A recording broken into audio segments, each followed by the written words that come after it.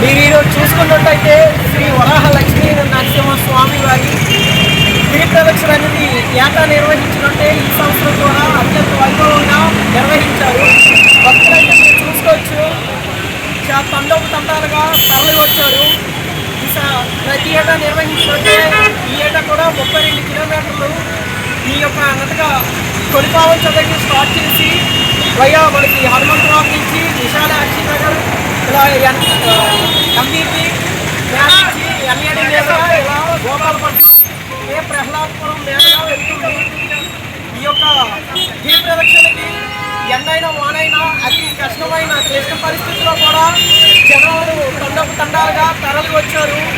మీరు చూసుకున్నట్టయితే నా బ్యాక్ సైడ్ ఈ జనాన్ని తీసుకోవచ్చు. దీనికి ఇంచుమించి 6 లక్షల మంది జనాలు వచ్చారని అంచనా. దీనికి 4,000 మంది సిబ్బందితో మన గవర్నమెంట్ అయితే ఎంతైనా సిద్ధంగా ఉంది.